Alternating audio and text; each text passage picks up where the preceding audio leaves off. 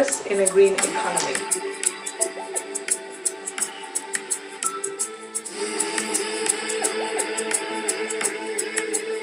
Forests are important in so many different ways. Forests are important not just because they generate income and employment, and not just because they reduce vulnerability, and I don't mean just in the income sense, but also in the environmental sense, in the energy sense, and also because they provide so many other values which are not valued in the price sense of the term in our economy, such as intrinsic benefits with respect to amenities, or benefits with respect to our religion or our moral values, as well as the value of leaving a bequest for future generations, for reducing carbon emissions, for protecting our biodiversity, for managing our watersheds, for providing pharmaceutical value, as well as for keeping the equilibrium within our planetary boundaries that helps to ensure that future generations also have access to the same benefits that we do. Despite the huge value that we attribute to forests, and one study actually estimates the value that forests present just in terms of mitigation options to be in the trillions of dollars, approximately 4 trillion, which is really the lower end. Forests are still being destroyed at a very alarming rate, almost 13 million hectares a year, which is really, the area of the size of Greece every year. A green economy is really an economy that pursues policies that result in greater human well-being, in increased income, in increased equity, while reducing energy scarcity as well as environmental vulnerability. And why forests are important is because they really help to, they are really present at the really critical cusp of private social gains as well as, private gains as well as social gains.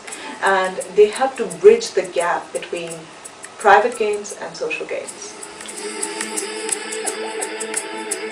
At a global level, if we were wanting to reduce deforestation by half by 2030, we would have to annually invest an additional amount of $40 billion.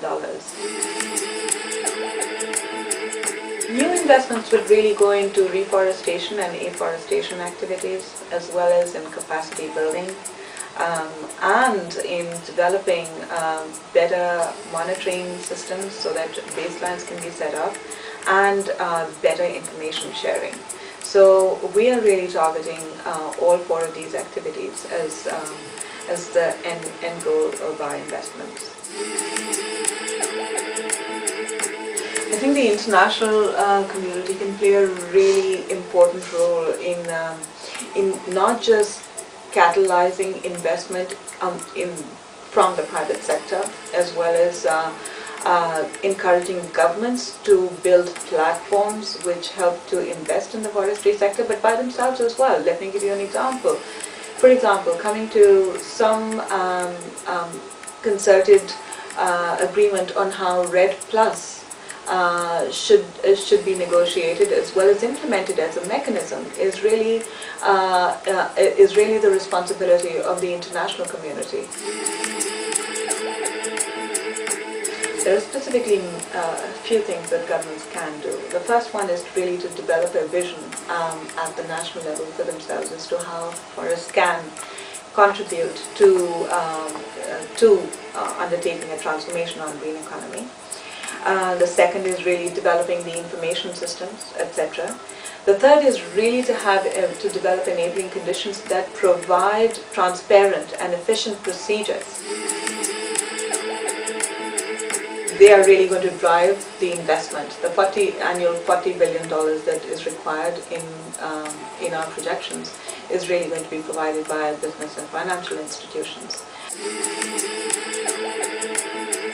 we actually refer to these success stories in the Green Economy Report. Just to mention a few, and I really hope you will go to the report and read some of our examples as well. India has recently approved a national mission on greening India that looks at reforesting as well as conserving large swaths of land. Japan, the Metropolitan Government Bureau of Waterworks in Tokyo manages forests to increase recharge capacity. Please go to our website www.unep.org/green-economy.